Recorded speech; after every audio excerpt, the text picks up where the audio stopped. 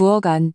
나는 왼손으로 주걱을 쥐고 제육볶음을 볶고 오른손으로는 스마트폰으로 업무 메일을 확인하고 있었다. 뜨거운 기름이 손등에 튀어 따끔했지만 감히 주걱을 놓고 닦을 엄두도 내지 못했다. 연우야, 반찬 다 안 됐니? 지훈이 거의 다 왔다는데 아내라는 애가 저녁상 하나 제대로 못 차려? 거실에서 들려오는 시어머니 김여사 김정숙의 목소리는 칼날처럼 날카로웠다. 네, 어머님, 거의 다 됐어요. 나는 목소리에 떨림을 억누르며 불을 키워 볶는 속도를 높였다. 고기가 조금 질겨지고 있었지만 시어머니를 더는 기다리게 할 수 없었다. 스마트폰이 다시 울렸다. 부장님이 보낸 수정 요청 메일이었다. 나는 서둘러 훑어보고 주머니에 폰을 다시 쑤셔 넣었다. 오늘 남편 박지훈이 팀장으로 승진해서 축하 파티를 하기로 한 날이었다. 하지만 퇴근 직전 갑자기 프로젝트 수정 지시가 내려와 30분이나 늦게 회사를 나섰다. 지금 몇 시인 줄 아니? 6시 40분이야. 우리 지훈이 하루 종일 힘들게 일하고 왔는데 따뜻한 밥 한 끼도 못 먹게 생겼네. 어느새 시어머니가 부엌문 앞에 서 있었다. 작년에 내가 한 달 월급을 털어 생신 선물로 사드린 고급스러운 보라색 투피스를 입고 계셨다. 죄송해요, 어머님. 오늘 일이 좀 바빠서요. 나는 볶은 제육볶음을 접시에 담고 서둘러 옆에서 끓고 있던 된장찌개 뚜껑을 열었다. 바빠? 내 그 쥐꼬리만 한 월급 받으면서 바쁘다는 소리가 나와? 우리 지훈이는 이제 팀장이야. 넌 걔 반도 못 벌면서 무슨 일 얘기를 집까지 끌고 와? 시어머니는 비웃었다. 우리 박씨 집안에 시집 온 건 남편 내조하고 애 낳고 잘 살라고 온 거지. 맨날 야근하라고 온 게 아니야. 나는 아래 십수를 깨물었다. 반박하는 말이 튀어나오지 않도록 5년 동안 나는 이런 순간에 침묵하는 법을 배웠다. 결혼 초에는 내 일도 중요하고 현대 여성은 자신만의 커리어가 있어야 한다고 맞서기도 했다. 하지만 그럴 때마다 더 거센 비난이 돌아왔고 남편 박지훈만 난처하게 만들 뿐이었다. 현관문 도어록 소리가 들렸다. 나는 안도의 한숨을 쉬었다. 박지훈이 돌아왔다. 시어머니의 관심은 이제 보물 같은 아들에게로 쏠릴 것이다. 어머, 우리 아들 왔어. 시어머니의 목소리가 금세 8도쯤 부드러워졌다. 오늘 힘들었지? 엄마가 몸보신하라고 삼계탕 끓여놨어. 나는 접시 2개를 들고 부엌을 나왔다. 박지훈이 신발을 갈아 신고 있었다. 내가 지난주에 사준 짙은 남색 정장을 입고 넥타이를 살짝 푼 모습이 제법 리더처럼 보였다. 오빠, 팀장 승진 축하해. 나는 애써 미소를 지으며 식탁에 음식을 놓았다. 박지훈은 고개를 끄덕이고는 식탁을 훑어보았다. 반찬이 왜 2개밖에 없어? 오늘 축하 파티하자고 했잖아. 연우가 늦게 와서 2개라도 만든 게 어디니? 시어머니가 비꼬듯 말했다. 요즘 며느리들이 우리 때처럼 부지런해야지 원. 나는 심호흡을 했다. 찌개 하나 더 있어요. 금방 가져올게요. 오늘 갑자기 프로젝트 수정할 게 생겨서. 또 일이야? 박지훈이 미간을 찌푸리며 정장 재킷을 벗어 내게 건넸다. 오늘 같은 날은 좀 일찍 퇴근할 수 없었어? 나한테는 아주 중요한 날인데. 나는 재킷을 받아들었다. 희미한 술 냄새가 났다. 밖에서 이미 축하하고 왔네. 부서 동료들이 작은 파티를 열어줘서. 어쩔 수 없었어. 박지훈은 화장실로 향하며 말했다. 빨리 저녁상 차려. 배고파 죽겠네. 나는 부엌으로 돌아왔다. 눈물이 핑 돌았다. 나는 프로젝트를 마무리하느라 야근을 했는데 그는 밖에서 술을 마시며 축하를 즐겼다. 하지만 이 말을 꺼내면 오늘 밤은 편히 잘 수 없다는 것을 안다. 찌개가 마침내 완성되었다. 나는 조심스럽게 큰 그릇에 담고 파를 송송 썰어 올렸다. 식탁에서는 시어머니가 박지훈에게 반찬을 집어주며 아들이 얼마나 유능한지 칭찬하기에 바빴다. 나는 조용히 자리에 앉아 밥을 반 공기 펐다. 저것 봐. 반찬 몇 개 만들었다고 지가 먼저 먹으려고 하네. 시어머니가 갑자기 나에게 화살을 돌렸다. 우리 지훈이 승진한 이렇게 큰 날에 케이크 하나 준비 안 했어? 나는 젓가락을 내려놓았다. 어머님, 오늘은 정말 시간이 없었어요. 시간이 없어? 내가 보기엔 정성이 없는 거지. 시어머니의 목소리가 갑자기 커졌다. 지훈이는 매일 그렇게 힘들게 일하는데 넌 뭐야? 집안일 하나 제대로 못하고 결혼한 지 5년이 되도록 애 하나 없어. 우리 박씨 집안에서 널 데리고 있을 이유가 뭐니? 그 말은 칼날이 되어 내 심장을 찔렀다. 아이를 갖지 않는 것은 우리 부부 둘이 함께 내린 결정이었다. 둘 다 일이 바빠서였다. 하지만 이제는 그게 나 혼자만의 잘못이 되어 있었다. 어머님, 나는 마침내 참지 못했다. 아이 문제는 지훈 씨랑 상의한 거예요. 일이 좀 안정되면 갖기로 했어요. 그리고 제 일도 중요해요. 저 이번에 연간 우수사원으로 추천받았어요. 아우아, 날카로운 소리가 내 말을 끊었다. 시어머가 젓가락을 식탁에 내동댕이 친 것이었다. 네가 감히 말대꾸를 해? 시어머니의 얼굴이 붉게 달아올랐다. 무슨 우수사원? 여자의 가장 큰 우수함은 현모양처가 되는 거야. 널 좀 봐. 결혼하고 나서 점점 더 막 나가더니 이제 나한테 말대꾸까지 해? 박지훈이 마침내 입을 열었다. 연우야, 엄마 연세도 있으신데 화나게 하지 마. 나는 남편을 바라봤다. 그가 내 편을 들어주길 바랐다. 하지만 그는 고개를 숙이고 밥만 먹을 뿐 마치 이 싸움이 자신과는 아무 상관없다는 듯했다. 저 말대꾸하려는 게 아니었어요. 나는 목소리를 최대한 평온하게 유지하려 했었다. 저는 그냥 제 일도 중요하다고 말씀드리고 싶었을 뿐이에요. 일, 넌 맨날 일 타령이지. 시어머니가 갑자기 일어나 내 코앞에 손가락질을 했다. 옆집 김 여사네 며느리 좀 봐.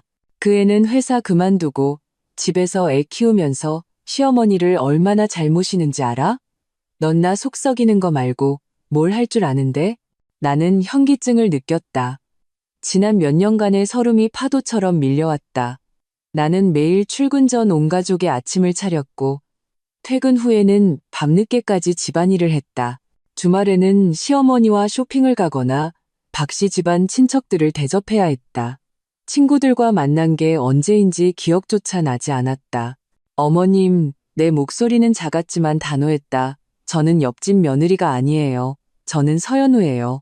저에게도 제 일이 있고 제 꿈이 있어요. 이게 진짜 반항하네. 시어머니가 갑자기 손을 치켜들었다. 내가 반응하기도 전에 짝 하는 소리와 함께 매운 손찌검이 내 왼쪽 뺨에 떨어졌다. 나는 비틀거리며 뒤로 물러나다 의자에 부딪혔고 그대로 바닥에 주저앉았다. 뺨이 불타는 듯 아팠고 귀에서는 윙윙거리는 소리가 났다. 고개를 들자 시어머니가 나를 경멸적으로 쏘아보고 있었다. 그리고 박지우는 그저 미간을 찌푸리며 엄마, 왜 때려요? 라고 말했을 뿐 나를 일으켜주려 하지도 않았다. 널 때리는 건 다 너 잘 되라고 그러는 거야. 시어머니가 거친 숨을 몰아쉬었다. 분수도 모르는 것. 우리 집에서 먹여주고 입혀주니 은혜를 이렇게 갚아? 나는 차가운 타일 바닥에 손을 짚고 앉아 있었다. 갑자기 모든 것이 명확해졌다. 이것은 내가 원했던 삶이 아니었다. 나는 대학에서 우수한 성적으로 졸업했고 친구들 눈에는 밝고 자신감 넘치는 아이였다. 하지만 지금 나는 이 집에서 감정을 쏟아내는 쓰레기통이 되어 있었다. 나는 천천히 일어섰다. 울지도 소리치지도 않았다. 바닥에 떨어진 그릇 조각을 주워들고 평온하게 말했다. 제가 치울게요. 화장실로 들어가 거울 속에 나를 보았다. 왼쪽 뺨은 이미 붉게 부어올라 있었다. 눈에는 깊은 피로와 함께 무언가 깨어나는 듯한 빛이 서려 있었다. 5년 만에 처음으로 한 가지 생각이 뇌리에 선명하게 떠올랐다. 여기를 떠나야 해. 침실로 돌아와 문을 잠갔다. 옷장 깊숙한 곳에 숨겨두었던 예비 캐리어를 꺼냈다. 내 움직임은 조용했지만 마음속은 폭풍우가 몰아치는 바다 같았다. 짐을 싸기 시작하면 되돌아갈 수 없다는 것을 알았다. 하지만 불타는 뺨을 만졌을 때 모든 망설임이 사라졌다. 이따귀 한 대가 이 결혼에 대한 나의 마지막 환상을 산산조각 냈다. 나는 옷장 앞에 서서 떨리는 손으로 옷을 꺼내기 시작했다. 5년 만에 처음으로 나는 진지하게 떠나는 것에 대해 생각했다. 옷장 속 내 옷은 작은 부분을 차지할 뿐이었고 대부분 유행이 지난 스타일이었다. 시어머니는 항상 결혼한 여자는 너무 화려하게 입으면 안 된다고 말했다. 캐리어는 결혼 전에 산 것이었다. 한때는 결혼에 대한 꿈과 희망을 담았지만 이제는 나의 마지막 존엄을 담게 될 것이었다. 나는 도둑처럼 조용히 옷을 개어 넣었다. 옷 하나를 집을 때마다 추억이 떠올랐다. 삼청동 카페에서 첫 데이트 때 입었던 파란색 원피스, 그때 박지우는 파란색이 잘 어울린다며 하늘처럼 막다고 했다. 결혼 3년 차, 내가 그 옷을 입고 동창회에 가자 시어머니는 시집간 여자가 저렇게 야하게 입고 누굴 꼬시려고? 라며 비웃었다. 그 후로 그 옷은 옷장 깊숙이 처박혔다. 속옷을 챙길 때 문 밖에서 발소리가 들려왔다. 나는 즉시 동작을 멈췄다. 발소리는 내 방 앞을 지나 부엌으로 향했다. 나는 안도의 한숨을 쉬고 계속 짐을 쌌다. 속옷은 대부분 수수한 흰색이나 살색이었다. 시어머니는 얌전한 여자는 그런 요란한 색깔은 입는 게 아니야 라고 말했다. 옷을 다 챙긴 후 나는 침대 옆 서랍을 열었다. 주민등록증, 여권, 졸업증명서. 이 모든 것을 파일에 넣어두었다. 나는 잠시 망설이다가 혼인신고서는 꺼내 다시 서랍에 넣었다. 이 붉은 종이는 이미 의미를 잃었다. 가장 어려운 문제는 예금이었다. 나와 박지훈에게는 약 5천만 원의 잔고가 있는 공동 계좌가 있었다. 내 월급은 그보다 적었지만 5년간 나도 거의 2천만 원을 저축했다. 나는 모바일 뱅킹 앱을 열었다. 화면 위에서 손가락이 멈칫했다. 이건 절도일까? 나는 자문했다. 하지만 곧 시어머니의 따귀와 박지훈의 차가운 눈빛이 떠올랐다. 아니, 이건 내가 마땅히 받아야 할 몫이야. 나는 이체 버튼을 눌러 전액을 내 개인 계좌로 옮겼다. 다행히 이 계좌는 결혼 전에 만든 것이라 시어머니와 박지훈은 존재를 몰랐다. 이체에는 문자 인증이 필요했다. 거실 탁자 위에 있던 박지훈의 휴대폰이 울렸다. 심장이 멎을 뻔했다. 하지만 아무도 확인하지 않았다. 아마 스팸 문자라고 생각했을 것이다.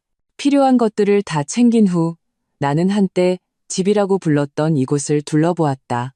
벽에는 우리의 웨딩 사진이 걸려 있었다. 나는 활짝 웃고 있었다. 나를 기다리는 것이 무엇인지 전혀 모른 채 사진 옆에는 시어머니가 선물한 십자수 액자가 있었다. 가화만사성, 가호만시생, 얼마나 역설적인가. 나는 종이와 펜을 꺼내 한참을 망설이다가 결국 한 문장만 썼다. 생각할 시간이 필요해요. 찾지 마세요. 박지훈의 베개 밑에 놓아두었다. 그는 오늘 밤에도 안방에서 잘 것이다. 싸우고 나면 항상 그랬다. 며칠 냉전을 벌이다가 아무 일 없었다는 듯이 행동했다. 캐리어를 끌고 문 밖으로 나왔다. 나는 마지막으로 뒤를 돌아보았다. 5년간의 결혼 생활이 이렇게 끝났다. 큰 싸움도 히스테리도 없이 오직 따귀 한 대와 침묵의 퇴장뿐이었다. 엘리베이터가 1층에 도착했다. 부어오른 뺨에 찬 바람이 스쳤다. 그제야 나는 어디로 가야 할지 정하지 않았다는 것을 깨달았다. 시계는 밤 10시 30분을 가리키고 있었다. 택시를 잡았다. 기사님, 인천공항으로 가주세요. 나도 모르게 튀어나온 목적지에 스스로도 놀랐다. 하지만 곧 깨달았다. 나는 이 도시를 떠나야 한다. 멀면 멀수록 좋다. 차 안에서 휴대폰이 울렸다. 대학 동기이자 유일하게 연락을 유지하던 친구 이수진이었다. 나는 심호흡을 하고 전화를 받았다. 연우야, 괜찮아? 갑자기 심장이 철렁해서. 너한테 무슨 일 생긴 줄 알았어. 수진이의 목소리에는 걱정이 가득했다. 나는 입술을 깨물었다. 울음소리가 새어나오지 않도록 수진이는 항상 내가 결혼을 잘못했다고 말했다. 하지만 나는 늘 박지훈을 변호했다. 그가 단지 일 때문에 스트레스가 많을 뿐이라고.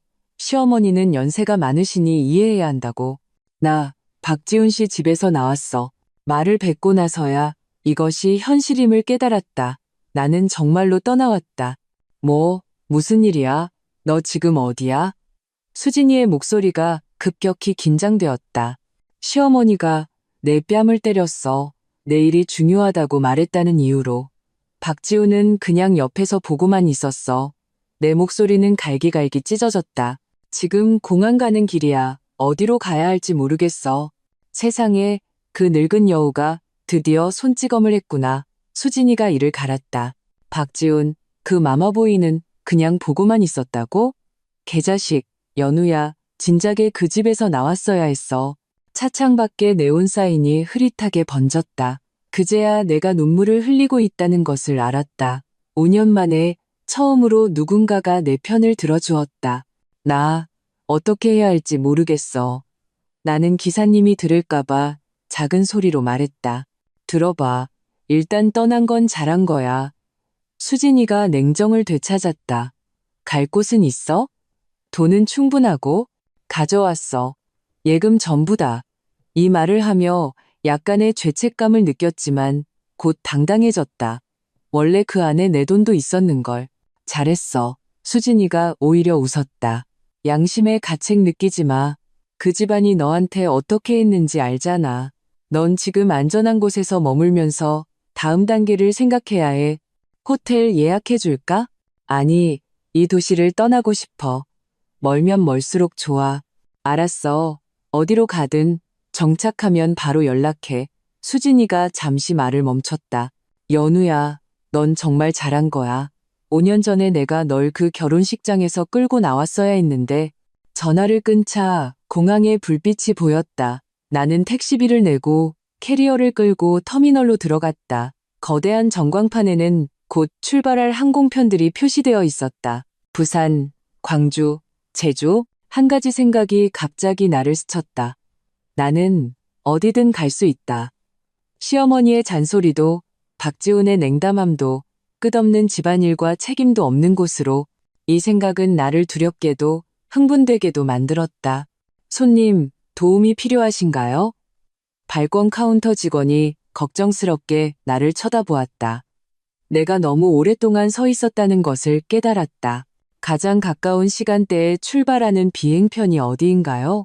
30분 후에 제주도로 가는 비행기에 빈 좌석이 몇 개 있습니다. 제주도. 한 번도 가본 적이 없는 곳이었다. 그곳에는 햇빛과 해변과 바다가 있다. 이 도시에서 500km나 떨어져 있다. 이코노미석 한 장 주세요.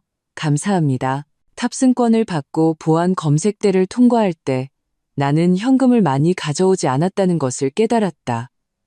하지만 모바일 뱅킹 앱에는 이체가 완료되었다는 메시지가 떠 있었다.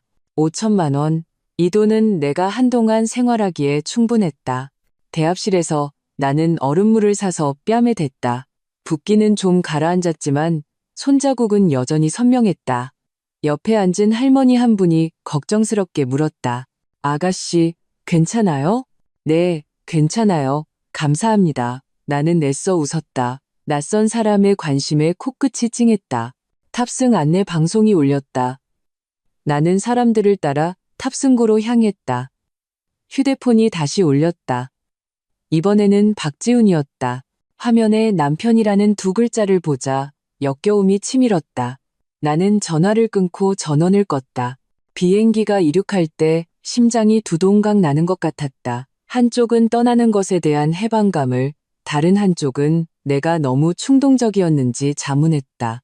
어쨌든 5년의 결혼 생활이었다. 하지만 창밖으로 구름 아래의 도시가 점점 작아지는 것을 보았을 때 이상한 평온함이 나를 감쌌다. 옳고 그름을 떠나 나는 이미 선택을 했다. 이제 나는 그저 멀리 박씨 집안이 없는 곳으로 날아가고 싶었다. 비행기가 제주국제공항에 착륙했을 때는 새벽 1시가 넘어서였다. 휴대폰을 켜자 수십 통의 부재중 전화와 문자가 쏟아져 들어왔다. 전부 박지훈이었다. 가장 최근의 문자는 이랬다. 너 미쳤어? 돈 다 빼갔네? 당장 돌아와서 설명해. 나는 답장하지 않고 휴대폰을 무음으로 바꿨다. 공항의 냉방이 강해서 몸을 떨었다. 그제야 내가 얇은 셔츠 한 장만 입고 있다는 것을 깨달았다. 너무 서두르느라 외투도 입고 나왔다. 짐을 찾고 택시 승강장으로 향했다. 기사님이 어디로 가냐고 물었다. 나는 몇 초간 멍하니 있다가 말했다. 깨끗한 호텔로 가주세요. 너무 비싸지 않은 곳으로요. 차창 밖으로 제주의 야경이 빠르게 지나갔다. 야자수 그림자가 가로등 아래에서 흔들렸다. 모든 것이 낯설었지만 이상하게도 나를 안심시켰다. 이곳에서는 아무도 나를 모른다. 아무도 내가 박씨 집안의 며느리라는 것을 모른다. 호텔 프런트 직원은 졸린 눈으로 내게 방키를 건넸다. 내 얼굴을 제대로 쳐다보지도 않았다. 방은 생각보다 좋았다. 깨끗하고 정돈되어 있었고 바다를 향한 발코니가 있었다. 비록 지금은 창밖에 칠흑 같은 바다와 드문드문한 불빛만 보였지만 나는 짐을 내려놓고 침대에 주저앉았다. 아드레날린이 빠져나가자 피로와 통증이 한꺼번에 몰려왔다. 왼쪽 뺨은 붓기가 많이 가라앉았지만 만지면 여전히 아팠다. 따뜻한 물로 샤워를 하고 욕실 거울 속에 나를 보았다. 눈밑은 거무죽죽했고 입꼬리는 축 처져 있었다. 마치 도망자 같았다. 침대에 누워 억지로 재정 상황을 점검했다. 5천만 원. 소득 비율에 따르면 나는 대략 2천만 원 정도를 기여했다. 이 돈으로 제주에서 얼마나 버틸 수 있을까? 빨리 일자리를 찾아야 했다. 하지만 먼저 살 곳부터 구해야 한다. 휴대폰이 다시 밝아졌다. 박지훈의 문자였다. 서연우, 부부 공동재산을 함부로 인출하는 건 불법인 거 몰라? 나 충분히 경찰에 신고할 수 있어.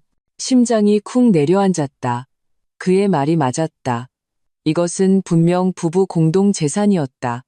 하지만 곧 분노가 치밀었다. 그의 어머니가 나를 때릴 때는 왜 법을 생각하지 않았을까? 가정폭력도 불법인데. 나는 답장했다. 이 돈이 필요해. 이혼하면 재산은 다시 분할할 수 있어. 보내고 나서 바로 휴대폰을 껐다. 답장을 볼 용기가 없었다. 그날 밤 나는 몹시 불안하게 잠들었다. 꿈에서 시어머니가 나를 쫓아다니며 때렸고 박지훈은 옆에서 차갑게 바라보고 있었다. 새벽 4시에 깨어 다시 잠들 수 없었다. 차라리 일어나 일출을 보기로 했다. 제주의 일출은 아름다웠다. 황금빛 햇살이 바다 위에 쏟아져 반짝이는 길을 깔아놓은 것 같았다. 나는 발코니에 서서 갑자기 눈물을 쏟았다. 이렇게 조용히 일출을 본 지 얼마나 되었을까. 결혼 후 매일 아침은 부엌에서 아침 식사를 준비하고 서둘러 출근하기 바빴다. 오전고시 나는 용기를 내어 휴대폰을 켰다. 박지훈의 수십 통의 협박 문자 외에 이수진의 메시지도 와 있었다. 정착했어? 걱정되니까 소식 좀 줘. 나는 수진에게 전화를 걸었다. 전화가 연결되자마자 나는 무너져 내렸다. 5년간 쌓인 서름이 터진 댐처럼 쏟아져 나왔다. 나는 두서없이 그날의 딱이, 박지훈의 냉담함, 그리고 내가 어떻게 결혼 생활 속에서 자아를 잃어갔는지 이야기했다. 세상에, 연우야, 수진의 목소리도 메어 있었다. 상황이 그렇게 심각한 줄은 몰랐어. 넌 한 번도 말하지 않았잖아. 창피했어. 나는 흐느꼈다. 모두들 내가 시집 잘 갔다고 생각했어. 박지훈은 번듯한 직장에 시댁 형편도 괜찮으니까 내가 걔처럼 살고 있다고 어떻게 인정하겠어. 들어봐. 그건 내 잘못이 아니야. 수진이 단호하게 말했다. 너한테는 법률적인 도움이 필요해. 내 사촌 언니 최민경 변호사라고 있는데 이혼 소송 전문이야. 내가 바로 연락해 볼게. 아니, 아직 그 단계는 아니야. 나는 본능적으로 움츠러들었다. 어쩌면 며칠 진정하면 괜찮아질지도 몰라. 연우야. 수진이는 거의 소리치듯 말했다.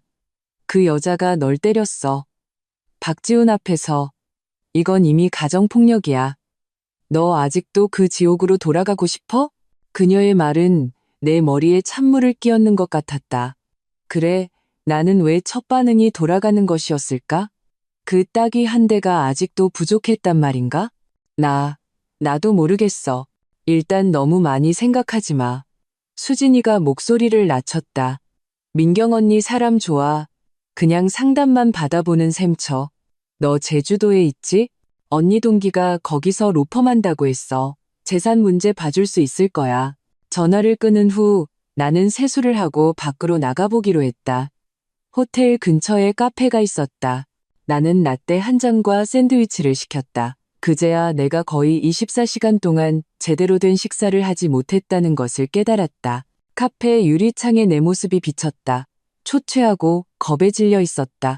왼쪽 뺨에는 아직 희미한 손자국이 남아 있었다. 젊은 여학생 하나가 나를 여러 번 쳐다봤다. 나는 무의식적으로 고개를 돌렸다. 오후에 수진이가 최민경 변호사의 연락처를 보내왔다. 나는 한참을 망설이다가 결국 전화를 걸었다. 최민경 변호사의 목소리는 온화했지만 논리정연했다. 연우 씨, 수진이한테 얘기 들었어요. 우선 시어머님의 행동은 명백한 가정폭력에 해당한다는 걸 아셔야 해요. 하지만 그냥 따귀 한 대였는데요. 내가 작은 소리로 말했다. 따귀 한 대도 폭력입니다. 최 변호사는 단호했다. 가정폭력 범죄의 처벌 등에 관한 특례법에 따르면 가족 구성원 간의 폭행, 상해, 유기, 학대 등 신체적, 정신적 또는 재산상 피해를 수반하는 행위는 모두 가정폭력에 해당합니다. 연우 씨와 시어머님은 법적으로 가족 구성원 관계고요. 그녀의 말에 코끝이 찡했다. 그 따귀는 단순한 모욕이 아니라 불법 행위였다. 예금에 관해서는 최 변호사가 말을 이었다. 혼인 기간 중의 수입은 부부 공동재산이 맞습니다. 하지만 연우 씨가 가져온 것은 공동예금이지 남편 개인 재산이 아닙니다. 이혼 시 분할될 재산이니 지금 당장 돌려줄 필요는 없습니다. 경찰에 신고하겠다고 하던데요. 허풍일 뿐입니다. 최 변호사가 비웃었다. 경찰은 이런 민사 분쟁에 관여하지 않습니다. 오히려 연우 씨가 안전이 걱정된다면 관할 법원에 피해자 보호 명령을 신청할 수 있습니다. 피해자 보호 명령. 내가 이런 것이 필요하게 될 줄은 상상도 못했다. 한때 자신감 넘치던 서연우가 어쩌다 법의 보호를 받아야만 시댁에서 벗어날 수 있는 처지가 되었을까? 생각할 시간이 필요해요. 나는 마침내 말했다. 물론입니다. 최 변호사의 목소리가 부드러워졌다. 우선 몸과 마음을 추스르세요. 도움이 필요하면 언제든 연락 주시고요. 수진이가 그러는데 연우 씨 아주 여슈한 분이라고.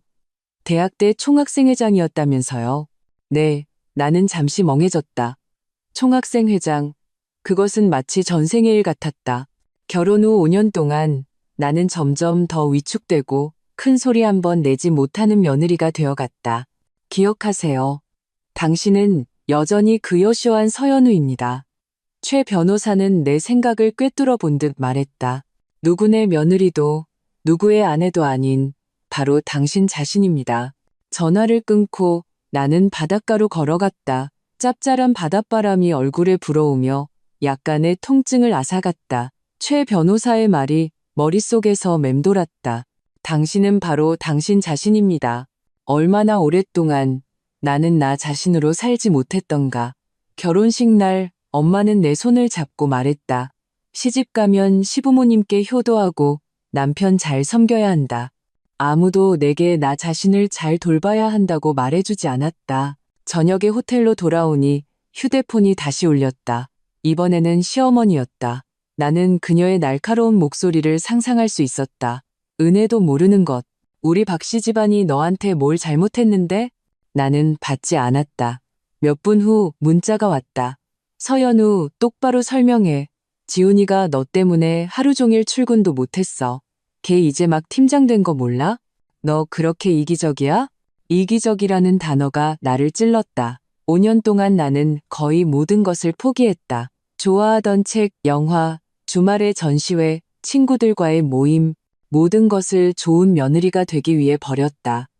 이제 나는 약간의 존엄을 원했을 뿐인데 이기적인 사람이 되어 있었다. 나는 답장했다. 더 이상 연락하지 마세요. 생각할 시간이 필요합니다. 그리고는 전원을 껐다. 휴대폰을 침대에 던져버렸다. 창밖으로 제주의 야경이 휘황찬란했다. 이 낯선 도시가 나의 새로운 삶의 터전이 될 수 있을까? 나는 모른다. 하지만 그 따귀 한 대가 나를 깨웠다는 것은 안다. 나는 다시는 그런 존엄 없는 삶을 살지 않을 것이다. 이야기는 이렇게 계속됩니다. 일주일 후 나는 제주시에 작은 오피스텔을 임대했다. 최 변호사의 조언은 실용적이었다. 먼저 머물 곳을 정하고 최소 3개월은 자신에게 생각할 시간을 주라는 것. 나는 서연우라는 이름으로 계약서에 서명했다. 마치 과거의 일부를 떼어내는 듯한 기분이었다. 중략, 증거 수집, 사설 탐정의 등장, 시댁의 제주도 방문과 경찰 출동, 이혼 소송, 결심, 협상 전날 어머니에게서 전화가 왔다. 연우야, 박서방네 말로는 네가 돈 들고 도망가고 시어머니한테 누명 씌운다는데 사실이니? 가슴이 철렁했다. 역시 박씨 집안이 여론전을 시작한 것이었다. 엄마, 그런 게 아니야. 나는 최대한 침착하게 자초지종을 설명했다. 전화기 저편에서 한참 동안 침묵이 흘렀다. 너 확실하니? 딸이 한 대 가지고 이혼까지 할 필요는 없잖아. 부부싸움 안 하는 집이 어디 있다고? 엄마, 나는 말을 끊었다. 그 사람은 사람들 앞에서 날 때렸고 박지우는 옆에서 보고만 있었어. 내가 떠나지 않았다면 다음에는 더 심한 폭력이 있었을지도 몰라. 그래도 이혼은 창피한 일이잖아. 엄마의 목소리에 울음이 섞였다. 넌 앞으로 어떡할 거야? 동네 사람들이 뭐라고 하겠어? 체면보다 제 목숨이 더 중요해요. 나는 단호하게 말했다. 엄마, 저를 지지해주지 못하시더라도 최소한 반대는 하지 말아주세요. 전화를 끊고 나는 깨달았다. 내가 마주한 것은 박씨 집안과의 싸움뿐만이 아니라 이혼 여성에 대한 사회 전체의 편견이라는 것을. 하지만 이상하게도 이런 압박이 나를 더욱 단단하게 만들었다. 가장 가까운 사람조차 이해해주지 못한다면 나는 더욱 나 자신을 위해 싸워야 한다. 협상 당일 나는 가장 격식 있는 정장을 입고 옅은 화장을 했다. 최민경 변호사가 서울에서 직접 날아와 내 곁을 지켰다. 기억해요. 그들의 감정에 휘둘리지 마세요. 우리는 오늘 조건만 이야기할 겁니다. 회의실에는 박지훈과 시어머니가 이미 우리를 기다리고 있었다. 한 달 만에 본 박지훈은 꽤 초췌해 보였고 시어머니는 여전히 그 보라색 투피스를 입고 어두운 표정으로 앉아 있었다. 중략 협상 과정, CCTV 영상 증거 제시, 시어머니의 녹취록 공개, 3시간의 협상 끝에 우리는 잠정 합의에 이르렀다. 공동 예금 5천만 원 중 3천만 원은 내게, 2천만 원은 박지훈에게, 혼인 기간 중 취득한 재산, 주로 박지훈 명의의 투자용 오피스텔은 법정 원칙에 따라 분할하기로 했다. 회의실을 나설 때 박지훈이 내 팔을 잡았다. 너 변했어. 예전에 너는 이렇게 독하지 않았는데? 나는 그의 손을 뿌리쳤다. 예전에 서연우는 당신 어머니의 따귀에 맞아 죽었어. 이혼 합의서에 서명한 지 일주일 후 나는 첫 번째 면접 통보를 받았다. 떠오르는 스타트업 광고 회사였고 모집 직책은 A Account Executive였다. 나는 이틀 내내 준비에 매달렸다. 5년의 경력 단절 기간 동안 가장 빛났던 프로젝트들을 다시 정리하고 분석했다. 면접 당일 나는 깔끔한 흰색 셔츠와 검은색 슬랙스를 입었다. 더 이상 시어머니가 좋아하던 참한 며느리 스타일이 아닌 프로페셔널한 직장인의 모습이었다. 거울 속의 여성은 눈빛이 단단했고 턱을 살짝 치켜들고 있었다. 1년 전 위축되어 있던 그 모습과는 완전히 다른 사람이었다. 면접관은 40대쯤으로 보이는 눈빛이 날카로운 남성이었다. 서연우 씨, 이력서를 보니 약 1년간의 공백기가 있네요. 설명해 주실 수 있나요? 나는 심호흡을 했다. 친구 수진과 최 변호사님은 이혼이나 가정폭력 사실을 숨기는 게 좋다고 조언했다. 직장 내에서 피해 여성에 대한 편견이 여전히 존재하기 때문이었다. 하지만 나는 더 이상 숨고 싶지 않았다.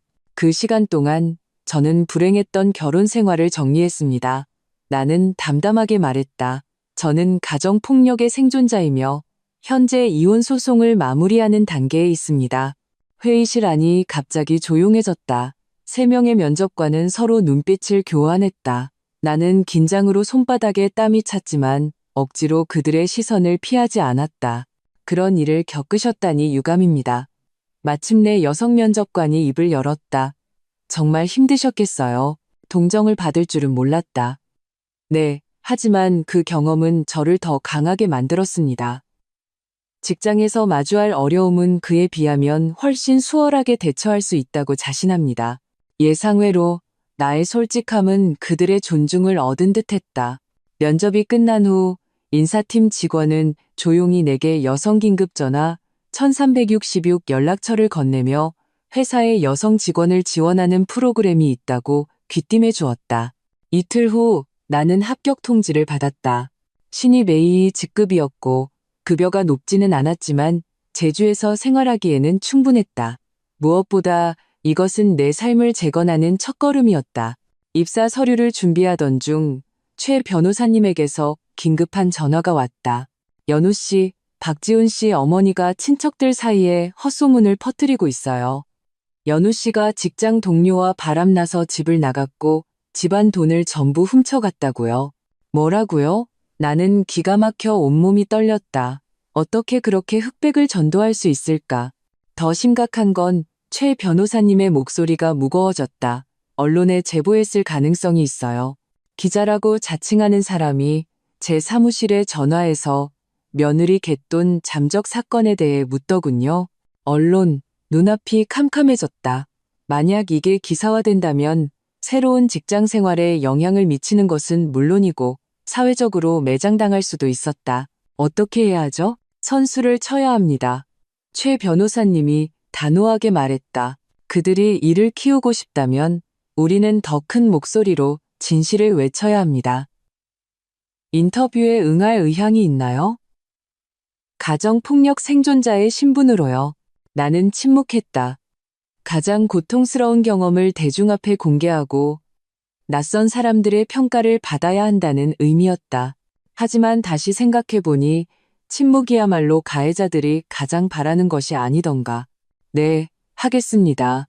나는 마침내 말했다. 대신 제 주장을 뒷받침할 충분한 증거가 있다는 것을 확실히 하고 싶어요. 최 변호사님은 곧 신뢰도 높은 여성 전문 매체와의 인터뷰를 주선했다. 여기자 이지영 씨는 온화했지만 질문은 날카로웠다. 서연우 씨, 겪으셨던 가정폭력 상황을 구체적으로 설명해 주실 수 있나요? 나는 멍든 뺨 사진 다행히 경찰서에서 찍어두었다. CCTV 영상 일부, 그리고 시어머니가 나를 모욕하는 녹취록을 공개했다. 이지영 기자의 표정은 점점 경악으로 변해갔다. 이 증거들은 너무나 명백하네요. 그녀가 고개를 저었다. 그런데 왜 5년이나 참고 계셨던 건가요? 그 질문이 내 마음을 찔렀다. 처음에는 언어폭력이었어요. 참고 넘기면 괜찮아질 거라고 스스로를 위로했죠. 그리고 사회적으로도 참는 게 미덕이라는 분위기가 있잖아요. 나는 쓴웃음을 지었다. 그 딱이 한 대가 저를 깨웠어요. 다음번에는 더 심각한 폭력이 될 수도 있겠다고요. 인터뷰 기사가 나간 후 예상치 못한 반향이 일었다. 그 딱이 이후 나는 비로소 나 자신을 사랑하는 법을 배웠다. 라는 제목의 기사는 여러 매체에 공유되었다. 내 휴대폰은 낯선 번호로 불이 붙었다.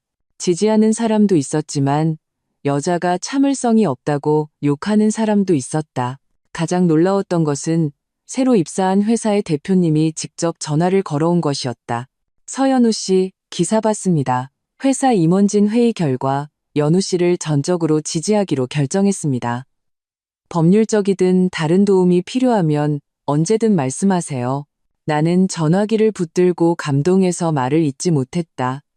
이 낯선 도시에서 나는 이렇게 따뜻한 선의를 받게 된 것이다. 그러나 박씨 집안의 반격은 빠르고 거칠었다.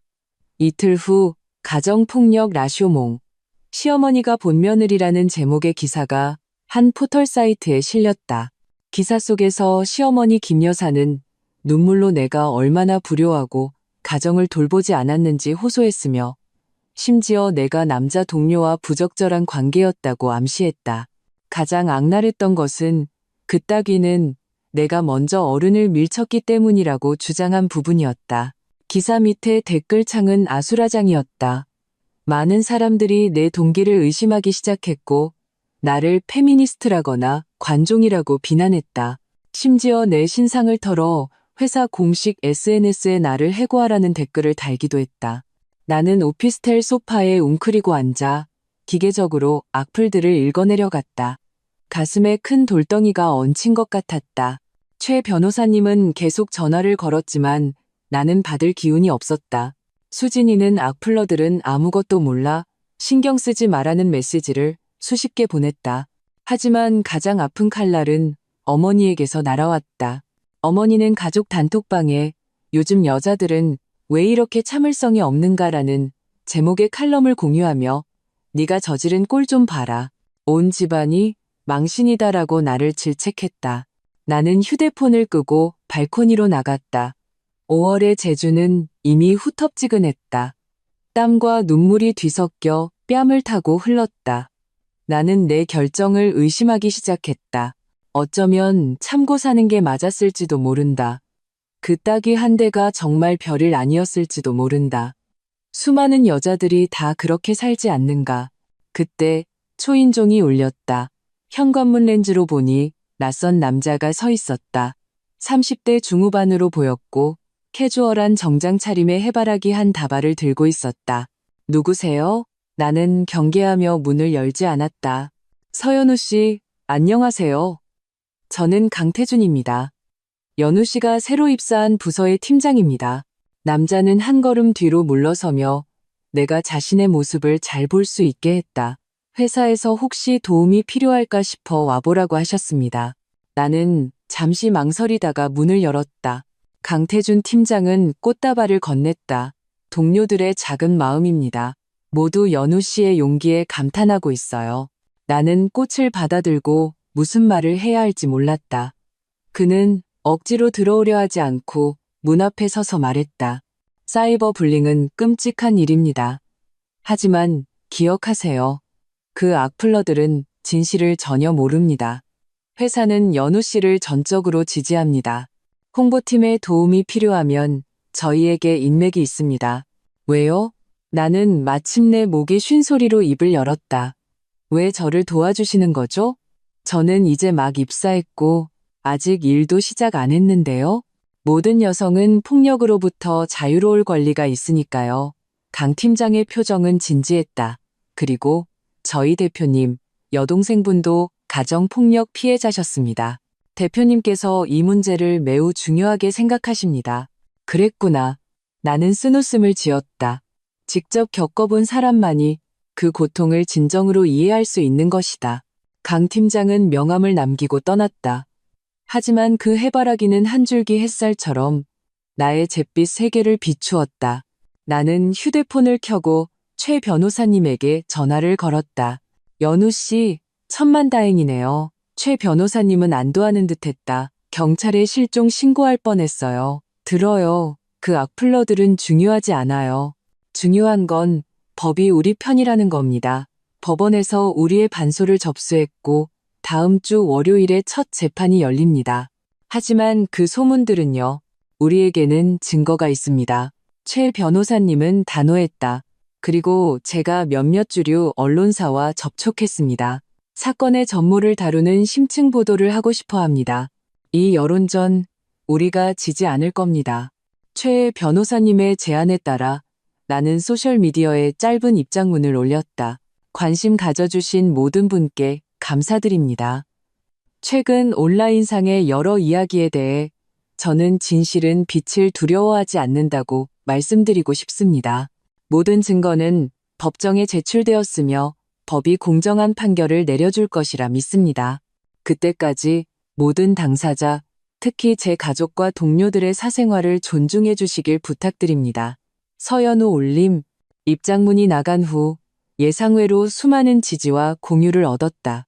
많은 낯선 여성들이 자신의 가정폭력 경험을 나누며 나에 대한 지지를 표명했다. 가정폭력 추방연대라는 시민단체에서는 내게 먼저 연락해 자신들의 캠페인에 참여해달라고 요청하기도 했다. 한편 박지훈 쪽은 당황한 기색이 역력했다. 최 변호사님은 그의 회사 고위층이 이 논란을 주시하고 있으며 사적인 일을 원만하게 처리하라고 완곡하게 조언했다는 소식을 전해주었다. 미투 시대의 가정폭력과 관련된 스캔들은 기업 이미지에 치명적일 수 있기 때문이었다. 재판을 사흘 앞두고 나는 의외의 전화를 받았다. 박지훈의 사촌동생 박지혜였다. 그녀는 평소 내게 비교적 친절했고 가끔 나를 위로해주기도 했다. 언니, 그녀의 목소리는 매우 작았다. 큰어머니가 지금 온 친척들을 동원해서 재판에 방청하러 오라고 하고 있어요. 판사님께 누가 피해자인지 똑똑히 보여줘야 한다면서요. 그리고 사실이 아닌 자료들도 좀 준비하셨어요. 심장이 쿵 내려앉았다. 무슨 자료? 언니한테 정신병력이 있었다거나 결혼 생활 중에 무책임했다는 내용들이요. 심지어 언니가 내가 너무 예민하게 굴었다고 인정하는 것처럼 보이는 카톡 대화도 조작했어요. 지혜는 잠시 망설였다. 저는 이게 옳지 않다고 생각해요. 그래서 큰어머니 USB에 있는 자료들을 몰래 복사했어요. 나는 내 귀를 의심했다. 너 왜 나를 도와주는 거야? 우리 엄마도 가정폭력 피해자셨어요. 지혜가 조용히 말했다. 엄마는 평생을 참고 사셨고 작년에 위암으로 돌아가셨어요. 임종 직전에 가장 후회되는 일이 용기 내서 떠나지 못한 것이라고 하셨어요. 전화를 끊은 후 지혜는 암호화된 방식으로 그 증거들을 보내왔다. 최 변호사님은 자료를 보고 분노하면서도 흥분했다. 이 조작된 자료들이야말로 그들이 위증을 하고 있다는 증거가 될 겁니다. 판사님들은 이런 행위를 가장 혐오하시죠. 재판 전날 밤 나는 잠을 이루지 못했다. 내일은 힘든 싸움이 될 것이다. 단순히 재산 분할을 결정하는 것이 아니라 존엄을 건 싸움이었다. 나는 발코니에 서서 제주의 야경을 보았다. 이 도시는 나의 가장 약한 순간을 목격했고 나의 재탄생 또한 목격하게 될 것이다. 휴대폰이 울렸다. 강태준 팀장이 보낸 메시지였다. 내일 힘내세요. 회사 전체가 응원합니다. 짧은 한마디였지만 눈시울이 뜨거워졌다. 그래, 나는 더 이상 혼자 싸우는 게 아니었다. 최민경 같은 변호사, 이수진 같은 친구, 회사 동료들에 의해 그리고 수많은 낯선 여성들의 연대가 있었다.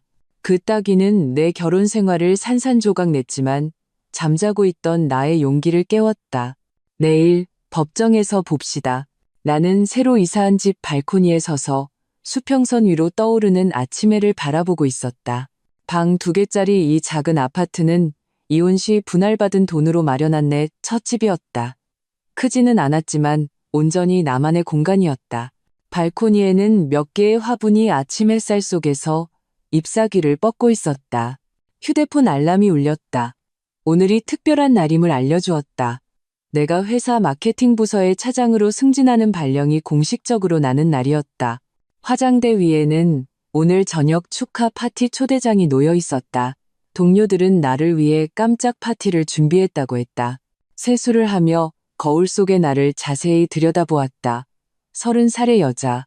눈가에는 옅은 주름이 생겼지만 눈빛은 밝고 단단했다. 입꼬리는 자연스럽게 올라가 있었다. 1년 전 그 초췌하고 겁에 질렸던 서연우와는 판이하게 다른 모습이었다. 아침 식사는 신선한 과일과 통밀빵이었다. 나는 천천히 식사를 즐기며 휴대폰 메시지를 확인했다. 엄마가 보낸 음성 메시지가 와 있었다. 우리 딸, 엄마가 고향에서 묵은지 보냈으니 택배 받아라. 오늘 축하 파티 때 예쁘게 하고 가. 나는 웃으며 답장했다. 알았어요. 선 보러 가는 것도 아닌데 뭘. 친구 수진의 메시지가 바로 뒤따랐다.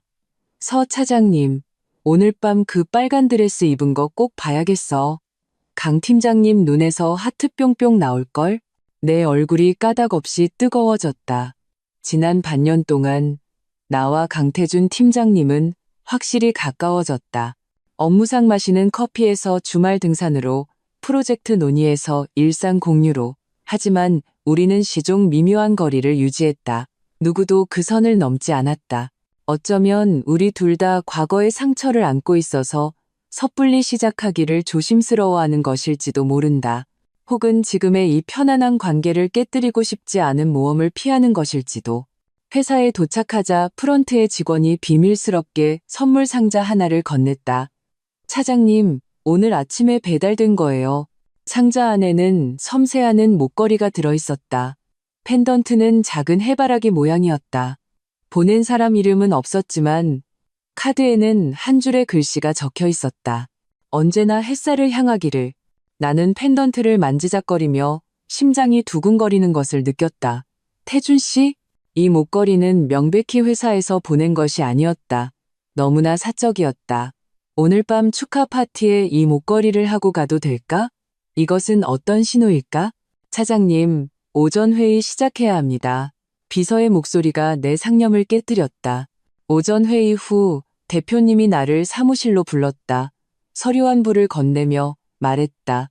서 차장, 다음 달에 광저우에서 업계 포럼이 열려 회사 대표로 가줬으면 좋겠어. 강 팀장이 동행해서 든든할 거야. 나는 서류를 펼쳐보았다. 여성 리더십에 관한 포럼이었고 나는 연사로 초청되어 있었다. 역경을 극복한 직장 여성이라는 주제로 발표를 해달라는 것이었다. 너무 갑작스러운데요. 나는 조금 당황했다. 저는 발표 경험이 별로 없는데 회사 내부 교육 때 발표 아주 인상적이었어. 대표님이 미소 지었다. 그리고서 차장 이야기 자체가 사람들에게 영감을 주잖아. 물론 결정은 본인에게 달렸지. 대표님 사무실을 나와 나는 곧장 강태준 팀장의 자리로 갔다. 이 발표 제안 미리 알고 계셨죠? 나는 서류를 그의 책상 위에 놓았다. 그가 고개를 들었다. 눈빛이 온화했다. 제가 추천했습니다. 연우 씨의 경험이 많은 사람들에게 힘이 될 거라고 생각했어요. 하지만 저는 그렇게 자세한 이야기를 공개적으로 해본 적이 없는데요. 처음이라고 생각하면 되죠. 태준 씨가 자리에서 일어나 내 어깨를 가볍게 눌렀다. 연우 씨는 스스로 생각하는 것보다 훨씬 강한 사람이에요. 1년 전 법정에서의 모습을 기억해요? 제가 본 가장 용감한 연설이었어요. 그의 눈빛은 너무나 진지해서 나는 시선을 피할 수 없었다. 사무실에는 사람들이 오갔지만 우리는 마치 둘만의 공간에 있는 것 같았다. 목걸이, 고마워요. 나는 마침내 작은 목소리로 말했다. 아주 예뻐요. 태준 씨는 잠시 멈칫하더니 이내 웃었다. 제가 보낸 거 어떻게 알았어요? 그럴 것 같았어요. 나도 웃었다. 오늘 축하 파티에 하고 올 건가요? 태준 씨가 물었다. 목소리에 미묘한 긴장감이 서려 있었다. 나는 고개를 끄덕였다. 물론이죠. 이렇게 예쁜 목걸이인데요. 그날 오후 나는 2시간 일찍 퇴근해서 머리를 하고 화장을 받았다. 수진이가 일부러 휴가를 내고 나를 따라와 스타일리스트를 감독하며 수다를 떨었다. 그래서 강 팀장님이랑은 대체 어떻게 되어가는 거야? 온 회사가 다 아는데 너희 둘만 바보처럼 굴고 있어. 아무 사이 아니야. 나는 거울을 보며 화장을 확인했다. 그냥 좋은 동료지? 웃기시네. 수진이가 눈을 흘겼다. 그 사람이 널 보는 눈빛, 다른 사람이랑 완전 다르거든? 회사 어린 여자애들이 얼마나 너 질투하는지 알아? 나는 대꾸하지 않았지만 마음속에서는 달콤한 기운이 퍼져나갔다. 지난 1년간의 소소한 일들이 머릿속을 스쳐 지나갔다. 내가 감기에 걸렸을 때 그가 가져다 준 약과 죽, 야근 후에 그가 셔틀버스 정류장까지 바래다 주던 모습, 내가 과거의 상처를 이야기할 때마다 진지하게 들어주던 그의 모습. 축하 파티는 회사 근처의 5성급 호텔에서 열렸다. 나는 수진이가 강력 추천한 그 빨간 드레스를 입고 태준 씨가 선물한 목걸이를 하고 연회장에 들어섰을 때 만장의 박수갈채를 받았다. 우리의 스타가 오셨군요. 대표님이 잔을 들며 말했다. 1년 전 서 차장이 우리 회사에 합류했을 때 많은 사람들이 그의 배경이 회사에 영향을 미칠까 걱정했습니다. 하지만 사실은 증명했습니다. 그의 용기와 재능이야말로 우리에게 필요한 것이었습니다. 동료들이 차례로 다가와 축하 인사를 건넸고 분위기는 뜨겁고 화기애애했다. 태준 씨는 멀지 않은 곳에 서 있었다. 짙은 남색 정장을 입은 그의 시선은 시종일관 나를 향해 있었다. 우리의 시선이 마주쳤을 때 그는 잔을 들어 보이며 부드러운 미소를 지었다. 파티가 무르익을 무렵 사회자가 갑자기 특별 순서가 있다고 발표했다. 대형 스크린이 켜지며 영상 하나가 재생되기 시작했다. 내가 지난 1년간 참여했던 모든 프로젝트의 회고, 동료들의 축하 메시지, 그리고 고객들의 호평이 담겨 있었다. 영상은 내가 처음으로 팀 회의를 주재했을 때 긴장했지만 집중하고 있던 옆모습 사진에서 멈췄다. 다음은 강태준 팀장님께서 우리 서연우 차장님을 위해 한 말씀 해주시겠습니다. 사회자가 웃으며 말했다. 태준 씨가 작은 무대 위로 올라갔다. 조명 아래 그의 윤곽이 유난히 뚜렷해 보였다. 서연우 차장의 업무 능력에 대해서는 데이터가 이미 모든 것을 말해주고 있다고 생각합니다. 그의 목소리는 차분했다. 하지만 저는 오늘 실적보다 더 중요한 것에 대해 이야기하고 싶습니다. 제가 그를 알게 된 지난 1년 동안 제가 배운 것은 바로 용기입니다. 장내가 조용해졌다. 태준 씨의 시선은 나를 향해 있었다. 용기란 단지 폭력에 맞서 싸우는 것만이 아닙니다. 다시 시작할 수 있는 용기, 다시 믿을 수 있는 용기, 상처받은 후에도 여전히 삶의 마음을 열 수 있는 용기입니다. 연우 씨, 그런 용기를 보여줘서 고맙습니다. 우레와 같은 박수가 터져 나왔다. 내 눈시울이 뜨거워졌다. 이것은 단순한 직장 동료의 평가가 아니었다. 마치 비밀스러운 연애 편지 같았다. 파티가 끝난 후 태준 씨가 나를 집까지 바래다 주겠다고 나섰다. 밤의 제주는 네온 불빛으로 반짝였고 우리는 해변 산책로를 나란히 걸었다. 누구도 서두르지 않았다. 그 발표, 생각은 해봤어요? 태준 씨가 침묵을 깼다. 하기로 결정했어요. 나는 먼 바다를 바라보았다. 제 이야기가 단 한 사람에게라도 도움이 된다면 그럴 가치가 있다고 생각해요. 그렇게 답할 줄 알았어요. 태준 씨가 웃었다. 사실은 제가 이미 개요를 좀 짜봤는데 우리는 그렇게 일 이야기를, 생활 이야기를 나누었다. 조심스럽게 그 명백한 주제를 피하면서 우리 집 앞에 다다랐을 때 태준 씨가 갑자기 걸음을 멈췄다. 연우 씨. 그의 목소리가 조금 떨렸다. 오래전부터 묻고 싶은 게 있었어요. 심장이 빠르게 뛰었다. 뭔데요? 그렇게 많은 일을 겪은 후에 아직도 사랑을 믿나요? 이 직설적인 질문에 나는 당황했다. 나는 그의 눈을 바라보았다. 그 안에 담긴 조심스러운 기대와 깊이 숨겨진 두려움을 보았다. 나와 같은 두려움을 믿어요. 나는 마침내 조용히 대답했다. 하지만 어릴 때처럼 맹목적으로 믿지는 않아요. 지금의 저는 좋은 사랑이란 두 명의 완전한 사람이 만나는 것이지 서로의 부족함을 채워주는 것이 아니라고 믿어요. 태준 씨의 눈이 빛났다. 그렇다면 그런 완전한 사람과 저녁 식사 한번 함께 해줄래요? 동료 회식도 프로젝트 논의도 아닌 그냥 단순한 데이트로요. 바닷바람이 내 머리카락을 스치고 목걸이의 해바라기가 달빛 아래 희미하게 빛났다. 그 순간 나는 내 마음을 분명히 깨달았다. 좋아요. 나는 미소 지으며 대답했다. 그런데 조건이 하나 있어요. 무슨 조건이요? 너무 비싼 레스토랑은 안 돼요. 나는 눈을 찡긋했다.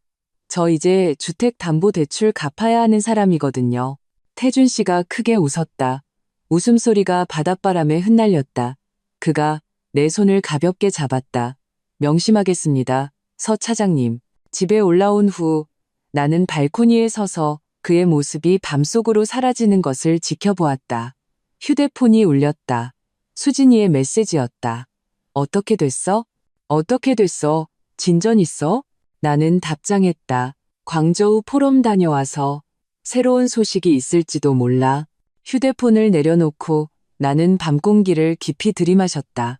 1년 전 나는 온몸에 상처를 입고 집이라는 감옥에서 도망쳐 나왔다. 1년 후 나는 진정으로 나 자신에게 속한 집과 직업, 그리고 새로운 시작의 가능성을 갖게 되었다. 인생이란 이렇게 기묘하다. 당신이 용감하게 첫걸음을 내디뎠을 때 온 세상이 당신을 위해 길을 열어준다. 그 따귀는 내 결혼을 산산조각 냈지만 잠자고 있던 나의 용기를 깨웠다. 지금의 나는 더 이상 순종적인 며느리가 아니다. 불 속에서 다시 태어난 서연우다. 내일 해가 뜰 때 또 다른 새로운 시작이 펼쳐질 것이다. 그리고 이번에 나는 준비가 되어 있었다.